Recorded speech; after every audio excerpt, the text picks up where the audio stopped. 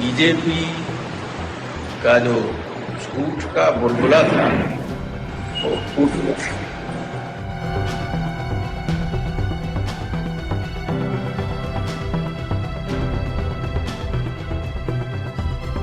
ये बयान है समाजवादी पार्टी राष्ट्रीय महासचिव रामगोपाल यादव का, जिन्होंने बीजेपी के दिग्गजों को खूब खरी खोटी सुनाई है।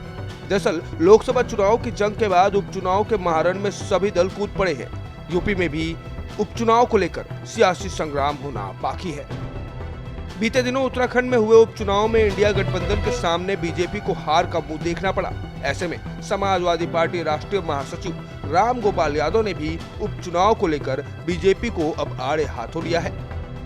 रामगोपाल यादव ने अपने बयान में कहा कि बीजेपी का झूठ का जो बुलबुला था वो अब फूट चुका है।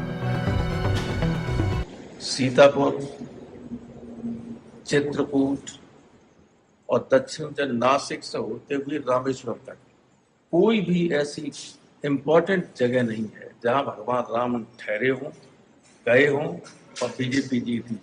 कोई जगह नहीं। अब कल जो है बद्रीनाथ में भी, अब तो उत्तर से दक्षिण तक भगवान राम ने बीजेपी को स्वयं नकार दिया, क्योंकि मर्यादा पुरुषोत्तम राम कभी नहीं चाहते कि उनके नाम का दुरुपयोग, उनके नाम पर धार्मिक ध्रुवीकरण किया जाए और लोगों में मारपीट की जाए। ये कभी वो पसंद नहीं करता। जितना चला उतना चल गया। अब तो उनकी कोप का भाजन इन्हें उठना पड़ेगा। इन्होंने कर्नाटक में बजरंगबली का दुरुपयोग करना चाहा तो कर्नाटक में बजरंगबली ने टांग तोड़ दी। अब भगवान राम ने पूरे देश में कितना फर्क था भाई, 240 इन्हें मिली और 232 इंडिया ब्लॉक को मिली। कोई फर्क था? अगर थोड़ा सा व्यवस्था ठीक हो गई होती, प्रशासन का दुरुपयोग नहीं हुआ होता तो कबीला अकेले उत्तर प्रदेश से ही हरा दिया होता। सारी सीटों पे जीतेंगे, सारी सीटें जीतेंगे। 13 में 11 जीते कर, 2 ही तो जीती बीजेपी। उत्तर प्रदेश की 10 में 10 सीटें। भाजपा के नेता हैं, विधायक हैं रमेश मिश्रा जी, उनका भी कहना है, और भी कई नेता हैं, उनका कहना है कि भ्रष्टाचार तहसीलों में ठीक तरीके से सोचने वाला है, वो अंदर से जान रहा है कि बीजेपी जाने वाली है। सब कुछ ठीक नहीं है।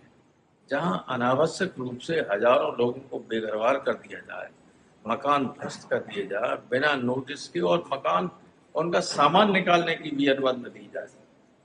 अब इतना कल की बात है। बता दें कि कल बीजेपी प्रदेश कार्य समिति की बैठक में सीएम योगी ने दावा करते हुए कहा था कि विधानसभा उपचुनाव में 10 सीटें वो जीतेंगे। खैर, अब उत्तर प्रदेश में उपचुनाव में बीजेपी और सपा के बीच में आमने सामने बड़ी ही दिलचस्प लड़ाई होने वाली है। भारत समाचार के डिजिटल डेस्क से विश्वेश तिवारी।